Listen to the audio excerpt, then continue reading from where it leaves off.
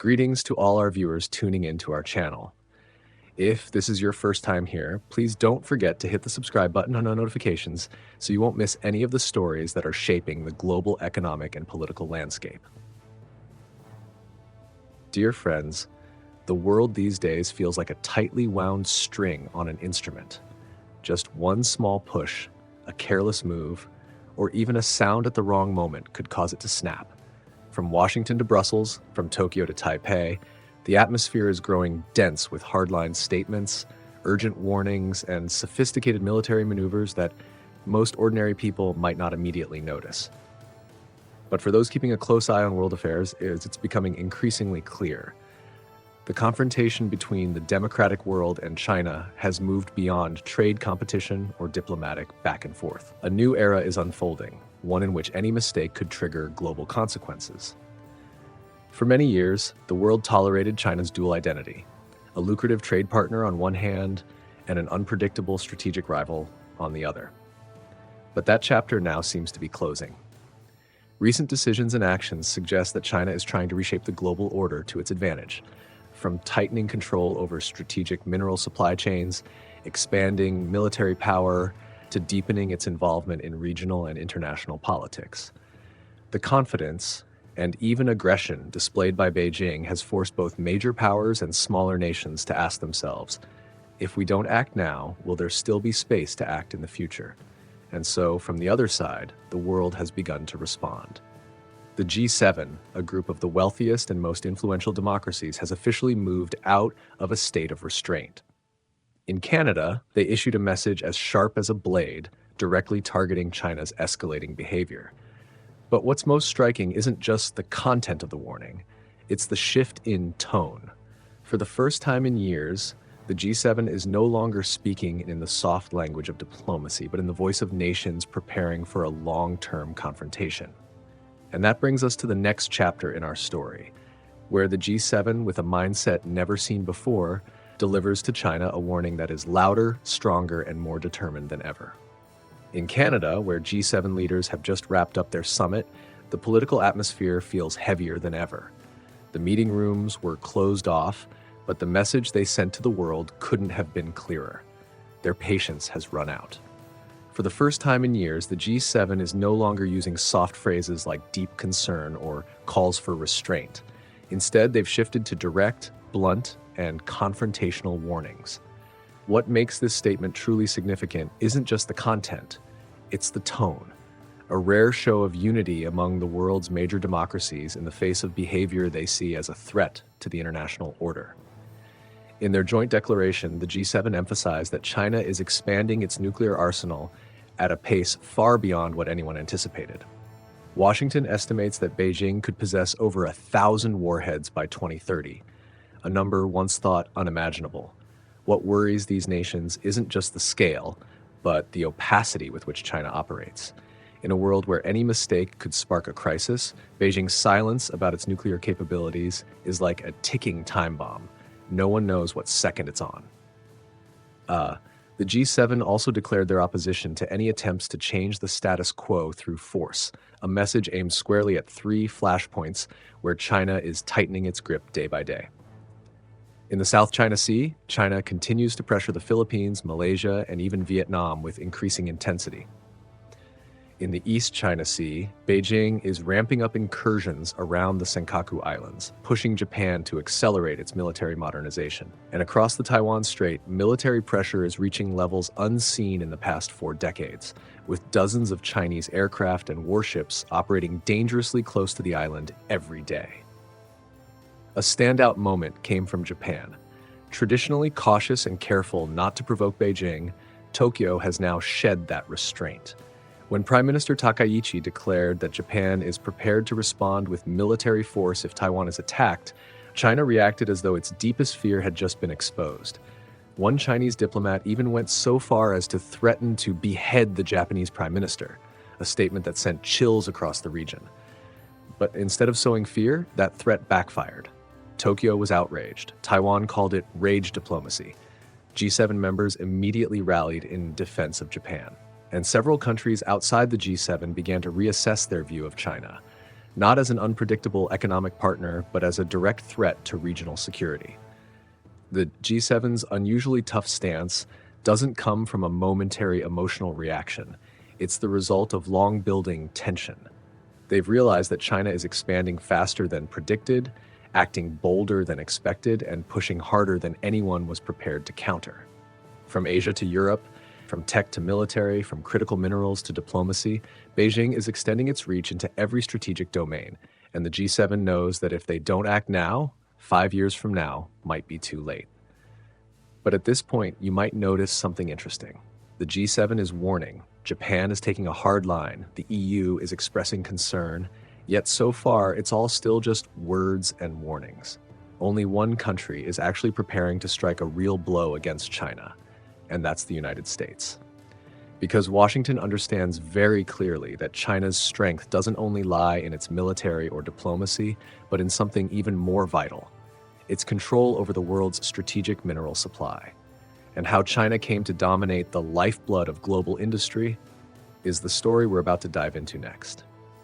While the G7 was sending out warnings of strategic deterrence, in Washington, a silent yet weighty counterattack was already underway. Not with aircraft carriers or bombers, but with cold hard numbers, thick reports, and the belated admission that America had allowed China to go too far in a field it had long neglected: strategic minerals. A newly released report from the U.S. Senate House of Representatives has shed light on what many Western experts have feared for the past 2 decades. That Beijing doesn't just want to compete with the U.S., it wants the power to choke the entire global industrial system. Strategic minerals are the foundation of the 21st century. Rare earths for missiles and radar systems, cobalt for EV batteries, lithium for energy storage technology, graphite for every modern battery type, and dozens of other materials that underpin the strength of militaries, economies, and industries. And the most frightening truth is this: China has quietly taken control of nearly all of them. According to the report, Beijing currently controls 90% of the rare earths market, 85% of global graphite supply, 70% of refined cobalt, 60% of lithium, along with dozens of metallurgical, refining, and auxiliary supply chains on which both the US and Europe depend. How China achieved this is a story not unlike a military campaign, except it unfolded quietly, persistently, and with meticulous calculation. The first strike was a deliberate undercutting strategy.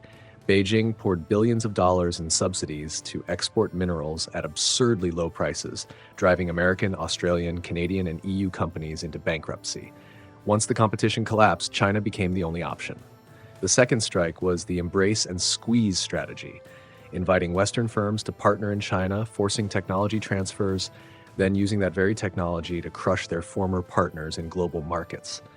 And the final and most dangerous move: the absolute power of the Chinese state over its domestic mineral industry. Beijing can raise prices, cut prices, ban exports, or slash production anytime it wants to serve its foreign policy goals. That's a level of control no free market can match. One U.S. official described the situation with a chilling remark: China is pointing a gun at America, and we're the ones who let them build it. The bitter truth is, Washington saw this risk as early as 2010, but environmental debates, complex permitting processes, and the complacency of the globalization era stopped any decisive action. The result, by 2025, America, once the leader in nearly every industrial sector, must face the reality that if a conflict breaks out, China could paralyze the entire unitary supply chain by simply shutting down a few rare earth mines.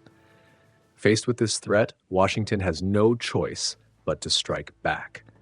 The U.S. is now building a strategic mineral reserve, akin to its petroleum reserve, offering tax incentives to revive domestic mining, accelerating partnerships with Canada, Australia, and Chile, and urging companies to exit China. But experts agree, even with aggressive action, it will take the U.S. at least 10 years to reclaim its position, and that's assuming no crisis erupts in the meantime. This harsh reality is forcing not only the U.S. but also its allies to rethink their positions. Because if the world's largest economy can be pushed into a corner, what will happen to smaller European economies? And as expected, once the U.S. report was released, Europe was immediately shaken. Countries that once viewed China as an important economic partner now face uncomfortable question. Have they been too naive about Beijing's long-term strategy? And from here, we enter another chapter, the story of Europe, where belated confessions are starting to echo, and where people are beginning to realize that the dependence they've built over the past 15 years may have become a strategic trap that won't be easy to escape. In Europe, where China was once hailed as a golden trade machine, a wave of awakening is spreading so quickly that even policymakers are struggling to keep up. In Brussels, during a session of the Interparliamentary Alliance on China, lawmakers from various countries stood up, not to discuss cooperation opportunities, but to share stories that cast a heavy silence over the entire chamber. Each story, though rooted in a different nation, carried the same underlying fear. China has sunk its roots too deep into Europe, and now no one knows how to pull them out. A Scottish MP recounted the moment the country's last oil refinery was forced to shut down after PetroChina pulled its investment. A nation with vast oil reserves, yet unable to refine its own crude, a painful paradox that created a dependency on foreign supply chains. Hundreds of families lost their jobs, the government floundered, and the most frightening realization? Scotland no longer had control over its own energy sector on its own soil. Similar stories echoed across the Balkans. In Serbia, Montenegro, Bosnia, roads, bridges, power plants, all built with Chinese loans. The loan agreements, riddled with debt traps, now threaten to strip these governments of control over critical infrastructure if repayments can't be met on time. One Balkan MP sighed and said, "We don't know what China will demand in the future, land, ports, or control over our policy decisions." A vague but deeply unsettling fear. Eastern Europe isn't faring much better. Many countries once believed that partnering with China was the fastest path to modernizing infrastructure, and now they're facing the backlash of that choice. Political pressure is mounting. Interference in media, in Chinese diaspora communities, in investment channels, all are making smaller nations fear that they may be nudged off their democratic course. The hearings revealed a bitter truth. China hasn't just brought money, it brought with it a model of political influence that's incredibly difficult to escape. Meanwhile, division within the EU adds to the problem. Some member states still refuse to let go of short-term gains. Hungary continues to welcome Beijing's investments. Certain regions in Spain still rely on cheap Chinese manufacturing to create jobs. One side is sounding the alarm, while the other side keeps the doors wide open. And this contradiction is leaving the EU fragile under growing geopolitical pressure. Recognizing its missteps, the EU has begun to push back. It's tightening anti-dumping investigations, blocking acquisitions of key tech assets, and preparing to slap heavy tariffs on cheap Chinese goods, especially in the electric vehicle sector. But these moves feel like trying to pull the brakes on a train that's already racing far ahead. China has spent over 15 years embedding itself in European markets, creating an intricate web of connections where pulling just one thread could cause the entire system to shudder. What worries Europe the most isn't just the economic entanglement, it's the strategic vulnerability. The question is starting to echo louder. If China can manipulate mineral supplies, control infrastructure, and exert political influence right in the heart of Europe, is there any corner of the world Beijing hasn't reached? And the answer came swiftly, from a place that once seemed far removed but is now becoming the next front in the US-China rivalry. Because while Europe struggles with its own dependency, China has quietly extended its reach into South America, right into the strategic backyard of the United States. And the story of how China is propping up the Maduro regime in Venezuela stands as the clearest proof of that ambition. On the other side of the globe, where the Amazon jungles meet the deep blue Caribbean Sea, a quiet yet dangerous story is unfolding. The story of how China is keeping the Maduro regime in Venezuela alive. Once a wealthy oil giant and the economic hub of South America, Venezuela has now become a shattered land where people line up for hours just to get a few liters of gasoline, a few loaves of bread, where millions have fled to Colombia, Brazil, Peru, and yet, amid all the chaos, one power continues to pour money into Caracas, China, not out of friendship, not out of humanitarian concern, but because Venezuela offers China something priceless, a foothold right next door to the United States. China has just signed a zero tariff agreement covering over 400 products from Venezuela, a lifeline for Maduro's collapsing economy. The deal is like a last oxygen tank, keeping the regime afloat while the rest of the world condemns it. But behind this generosity lies a cold calculation. What does China want in return? The answer is crystal clear: oil, minerals, and strategic influence. Over the past 20 years, Beijing has loaned Venezuela more than $60 billion. These loans were never acts of goodwill. They were collateralized with real assets: oil fields, gold mines, industrial zones, even ports. While the West imposed sanctions, China quietly scooped up what little value the country had left. Like a lender who knows the debtor can never repay, Beijing doesn't want cash. It wants assets. But the real concern lies beyond economics, in military and intelligence operations. Few people know that China has built a satellite ground station on Venezuelan soil. Officially labeled as civilian, this facility is capable of supporting military satellites, intercepting signals, conducting surveillance, and even interfering with regional communications networks. With this station, China can expand its electronic warfare capabilities and monitor U.S. military movements throughout the Caribbean and Florida coastline. Washington is not taking this lightly.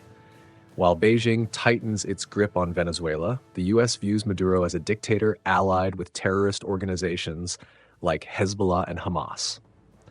Tensions peaked when President Trump deployed the USS Gerald R. Ford, the world's largest aircraft carrier, to the Caribbean. Its presence wasn't mere posturing, it was a firm signal.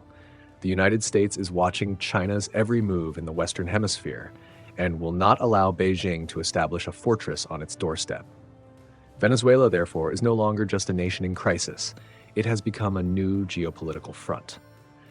A place where China is testing its ability to project influence beyond Asia, and where the US is forced to respond to defend its traditional sphere of influence. And as these two superpowers confront each other in Washington's own backyard, the world can now clearly see their rivalry is no longer confined to Asia or Europe.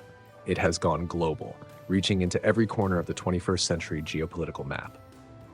Looking back at the flurry of recent developments, from the G7 tightening its warnings, the US striking back in the mineral supply chain, Europe scrambling in its belated awakening, to China reaching all the way into Venezuela, it's clear that the world is stepping into a new era. An era where the concept of great power competition is no longer just a projection found in strategic reports, but a vivid daily reality. The international order was once held together by a fragile balance among major powers, but now those balancing threads are stretched to their limits. China is no longer hiding its ambition to reshape the global power structure. The US and its allies are no longer willing to stand by and watch. Every decision, be it a trade decree, a mineral deal, a military maneuver, or even just a diplomatic statement, now has the potential to become the opening move in a much larger confrontation. Change is happening so rapidly that many smaller nations are struggling to keep up. In Asia, countries are increasingly anxious about China's mounting pressure and Japan's hardened response. In Europe, the wounds of economic dependence are starting to surface. In Latin America, Beijing's strategic presence is forcing Washington to act more forcefully. And amid all this turbulence, the world faces a pressing question. Are we moving toward a more stable order or entering a new cycle of crisis? There's no easy answer, because the future of the world depends on how the great powers conduct themselves in the months and years ahead. Will China continue down the path of confrontation, expanding its influence and militarizing key regions? Will the US and its allies have the patience and strategy required to prevent a major conflict they know would come at an immense cost? Can Europe unite and break free from the economic traps that have bound it for the past 15 years? And will developing nations manage to preserve their autonomy in the face of increasingly fierce global competition? The one certainty is this: the game has changed. The world is no longer in a quiet tug of war. It is entering a new phase where even the smallest events can ignite major upheaval. In this climate, every country, including Vietnam, must understand its position and prepare for cycles of competition that no one can afford to ignore. If you're interested in these kinds of deep perspectives and geopolitical analysis, Please share your thoughts in the comments below so we can continue the conversation and broaden our view together. Don't forget to subscribe to the channel so you won't miss the next videos. Thank you sincerely for watching.